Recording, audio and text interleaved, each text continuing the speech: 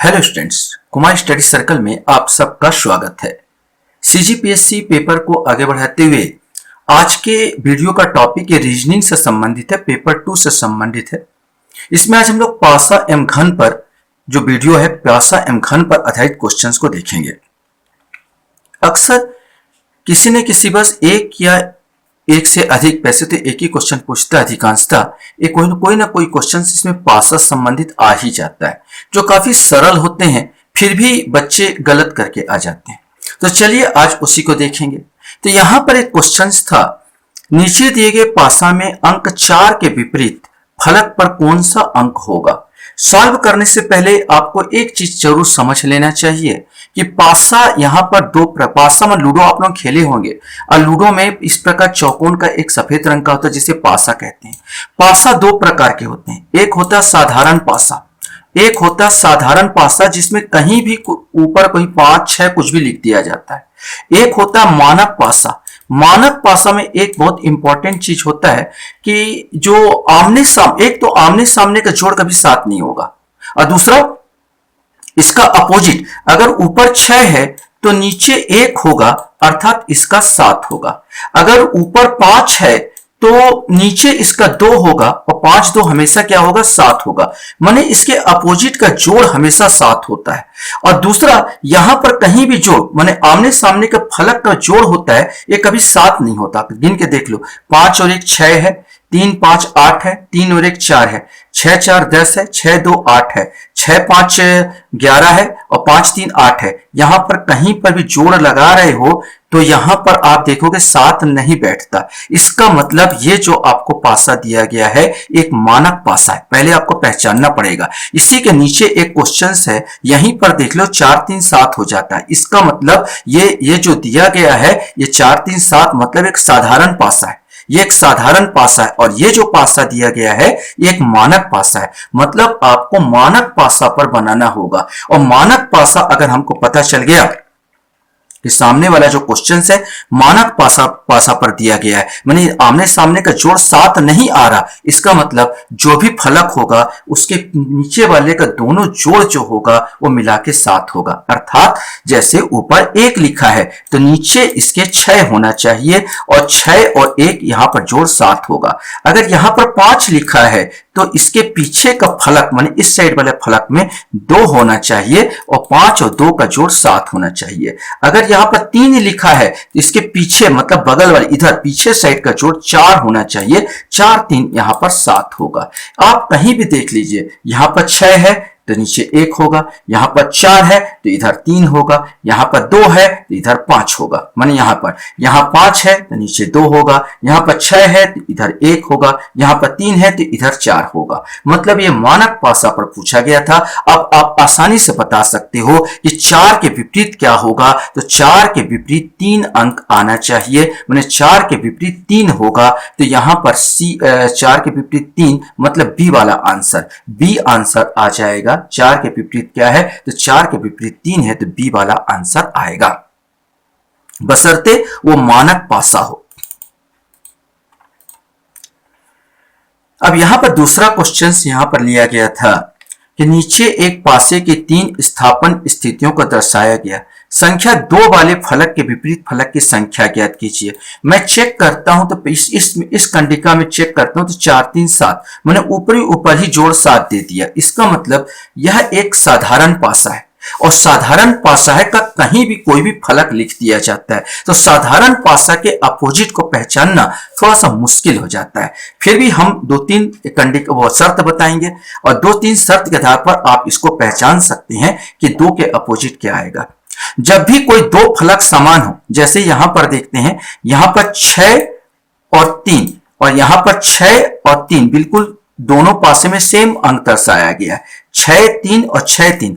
इसका मतलब 2 का अपोजिट 5 और 5 का अपोजिट 2 होगा। माने यहां पर साफ मिल जाता है कि 2 का अपोजिट क्या हो जाता है, 5 हो जाता है। आप इसकी तुलना इससे कर दीजिए। इसकी तुलना जब मैं इससे करता हूं तो यहां पर कौन कौन सा अंक सेम है, पहले मैं इसको मिटा देता हूं और फिर बनाने की कोशिश करता हूं। अब मैं इस पासे की तुलना इस पासे से किया तो मैं यहां पर देखता हूं 3 और 3 अंक सेम है, बाकी 2 अंक यहां पर सेम नहीं है। तो आपको ये चाहिए कि जो 3 है उसको एंटी क्लॉकवाइज माने घड़ी के विपरीत साइड घुमाना। और जमाने का तरीका कैसा होगा बता देता हूं। जैसे 3 लिखा है तो 3 लिखिए, फिर 2 लिखा है तो 2 लिखिए, और फिर 6 लिखा है तो 6 लिखिए, मतलब एंटी क्लॉकवाइज ऐसे। ठीक इसी प्रकार 3 को 3 जगह बैठाइए, माने 3 इस पासे को 3 और 3 को 3 जगह बैठाइए और एंटी क्लॉकवाइज इसको लिख दीजिए। 3 के बाद फिर 5 आया तो 5 लिखिए, और फिर 4 आया तो 4 लिखिए। तो मेरे को पता चल जाता है 6 के विपरीत 4 है, 2 का विपरीत 5 है, और 3 का विपरीत बच गया 1, तो ये हो जाएगा 1 हो जाएगा। इस पद्धति में भी मेरे को पता चलता है कि 2 का विपरीत 5 है, मतलब इसका आंसर सी आएगा। 2 का विपरीत 5 है। नहीं समझ में आ रहा तो एक आध और उदाहरण दे रहा हूं।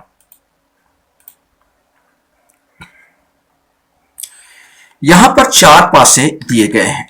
अब 4 पासे में पहले देख लो, मानक पासा तो यहीं पर नजर आता है, 5 और 2 7, मतलब एक साधारण पासा है, और साधारण पासा में कुछ भी हो सकता है। तो मैं पहले अब देखना है मेरे को किसके विपरीत पूछा है। ये 5 के विपरीत पूछ रहा है, 5 के विपरीत फलक पर क्या आएगा। मैं इन दोनों का तुलना करता हूं। इन दोनों का जब मैं तुलना किया तो मैं देखा कौन कौन से अंक समान है। 6 और 6 और 3 और 3, 6 3 और 6 3 समान है। 6 3 और 6 3 समान है तो 5 का अपोजिट क्या हो जाएगा, 1 हो जाएगा। पहले से तुलना मैंने किया तो मैं पाया 5 का अपोजिट क्या मिला, मेरे को 1 मिला। अब मैं क्या किया, इसकी तुलना दूसरे से कर लिया, तो 5 3 6 और 5 3 6 सेम अंक है, इसलिए मैं तुलना नहीं कर पा रहा हूं, इसलिए इसकी तुलना मैं इस वाले से कर लेता हूं। तो यहां पर पाता हूं 5 और 5 अंक सेम है, बाकी नहीं है, तो मैं ठीक एंटी क्लॉकवाइज सबको घुमा दूंगा। जैसे यहां पर 5 3 6 लिखा है तो मैं लिखता हूं 5, फिर लिखता हूं 3 और फिर लिखता हूं 6, मैंने एंटी क्लॉकवाइज मैंने घुमा दिया। यहां पर भी सेम मैं एंटी क्लॉकवाइज घूमूंगा, लेकिन 5 को 5 की जगह लिखूंगा, 5 2 4, मैंने 5 के नीचे 5 लिखूंगा, फिर 4 लिखूंगा, फिर सॉरी ये 2 है, 5 5 के बाद यहां पर 2 आएगा, 5 2 और फिर है 4, ये 5 2 4 यहां पर मैंने लिखा। अब मेरे को मिल गया 6 का अपोजिट 4 मिल गया, 3 का अपोजिट 2 मिल गया, बचा क्या, 5 का अपोजिट 1 मिला। माने इसमें भी मेरे को 5 का अपोजिट 1 मिल जाता है, तो सही आंसर क्या होगा, 5 के विपरीत 1 होगा, अर्थात इसमें ए वाला आंसर सही होगा, 1 आएगा, 5 का अपोजिट 1 आएगा। एक और हम लोग उदाहरण देखने की कोशिश करते हैं। ये चौथा उदाहरण मैं यहां पर लेके चल रहा हूं। इसमें भी देख लो कि भाई पहले ही देख लिया 5 2 7, माने एक साधारण पासा है। किसके विपरीत चाहिए, 2 के विपरीत चाहिए। 2 के विपरीत क्या है, मैं इनमें कॉमन खोजने की कोशिश करूंगा। एक चीज याद रखना, अगर कोई भी पृष्ठ यहां पर 2 के विपरीत मेरे को चाहिए था, तो 5 और 5 देखिए 5 और 5 सेम पृष्ठ में है, तो याद रखना 2 का भी अपोजिट 1 हो जाएगा, और 6 का अपोजिट भी दोनों में 1 हो जा रहा है, एक गड़बड़ हो जा रहा है। फिर से हम लोग यहां पर देखेंगे 5 5 यहां पर सेम है, 5 और 5 सॉरी 5 5 1 1, यहां पर दो चीजें 5 5 और 1 1 सेम है, तो यहां पर मेरे को मिल जाएगा 2 का अपोजिट 6 मिल जाएगा। अब मेरे को क्योंकि 5 1 और 5 1 यहां पर सेम थे, अब मैं इसकी तुलना सेकंड वाले से कर लेता हूं। 2 5 1 और 4 6 5, मैंने 5 5 यहां पर सेम मिल रहा है। एंटी क्लॉकवाइज घुमाऊंगा तो पहले यहां पर 5 लिखूंगा, फिर आपका 2 लिखूंगा और फिर मैं 1 लिखूंगा। एंटी क्लॉकवाइज में यहां पर मैं 5 लिखूंगा, फिर मैं यहां पर 6 लिखूंगा, फिर यहां पर 4 लिखूंगा। मेरे को 4 का अपोजिट 1, 6 का अपोजिट 2 और 5 का अपोजिट बच गया क्या, 3, तो 3 मिल जाएगा। 6 का अपोजिट 2 यहां भी मिल रहा था मेरे को, 6 का अपोजिट 2 एंटी क्लॉक में लिखा तो भी 6 का अपोजिट मेरे को 2 मिल गया। अगर आप चाहो तो इन दोनों में भी तुलना कर सकते हो, अगर आता है तो आता है, तो वैसे जरूरत नहीं है। अपने को 2 मिल रहा है, ज्यादा मिल रहा है, बना ले रहे, 6 का अपोजिट 2 यहां मिल गया, तो 6 का अपोजिट 2 या 2 का अपोजिट 6, तो 2 का अपोजिट 6 यहां मिल रहा था, तो आंसर मेरे को डी आंसर आ जाएगा। कुछ क्वेश्चंस इस प्रकार का दिया रहता है, घन के रूप में दिया रहता है और क्वेश्चन ऐसे पूछा जा सकता है। नीचे एक प्रसार चित्र दर्शाया गया है जिसे मोड़कर घन का स्वरूप देने पर दिए गए विकल्पों का 4 घनों में से कौन सा घन बनाना संभव है। मतलब जैसे एक वो होता है, कार्टून होता है, कार्टून को आप काट के ऐसे करके फैला दीजिए और फिर से उसको बोलिए मोड़ दीजिए, तो इनमें से किस प्रकार का कार्टून बनेगा। ये डब्बा बनेगा, बॉक्स बनेगा, कार्टून बनेगा। ऐसे क्वेश्चंस को बनाने के लिए जो अपोजिट देख लेना चाहिए। तो देखो किस प्रकार अपोजिट निकालते हैं। तो इसका बी का अपोजिट जस्ट एक छोड़ के डी होगा, सी का अपोजिट जस्ट एक छोड़ के ई होगा और ए का अपोजिट एफ होगा। मतलब यहां पर लिख लीजिए बी का अपोजिट जो होगा, ये जो बी का अपोजिट यहां पर डी होगा ये वाला, और सी का अपोजिट जो होगा वो होगा ई होगा, और ए का अपोजिट जो होगा आपका वो एफ होगा। और आप लोग अच्छी तरह से जानते हैं कि अपोजिट आमने सामने दिखाई नहीं देते, जो होगा बिल्कुल पीछे होगा। बी का अपोजिट डी होगा तो बी का अपोजिट नीचे होना चाहिए, यहां क्या कर रहा है, ये पूरा गलत कर दीजिए। सी का अपोजिट ई होगा, सी का अपोजिट इधर होना चाहिए, इधर क्या कर रहा है, गलत कर दीजिए। ए का अपोजिट एफ होगा, यहां पर ए का अपोजिट एफ अब यहां पर और है। डी का अपोजिट बी होगा, यहां डी का अपोजिट बी हो सकता है। ई का अपोजिट सी होगा, ई का अपोजिट सी हो सकता है। एफ का अपोजिट ए होगा तो एफ का अपोजिट यहां पर होगा। यहां पर सी का अपोजिट, यहां पर जैसे सी का अपोजिट ई, सी का अपोजिट नीचे होना चाहिए, यहां क्या कर रहा है, ये गलत हो जाएगा। केवल एक चीज है, बी का अपोजिट डी, तो डी यहां पर दिखाई दे रहा है तो नीचे बी होगा। सी का अपोजिट ई, ई यहां पर दिखाई दे रहा तो सी यहां पर होगा। ए का अपोजिट एफ, एफ यहां दिखाई दे रहा तो ए यहां होगा। मतलब ये वाला सही आएगा, सी वाला यहां पर सही होगा। एक और मैं आपको बनाकर दिखा रहा हूं, इसमें आपका पूरा क्लियर हो जाएगा। यहां पर प्रसार चित्र को देखकर बताइए कि अगर इसे मोड़कर घन का स्वरूप दिया जाए तो विकल्प के 4 घनों में से कौन सा घन बनाना संभव है। ठीक उसी प्रकार एक छोड़कर इसका अपोजिट मिल जाएगा, नीचे वाला एक छोड़कर इसका अपोजिट मिल जाएगा, और जो बच जाता है वो एक दूसरे के अपोजिट होते हैं।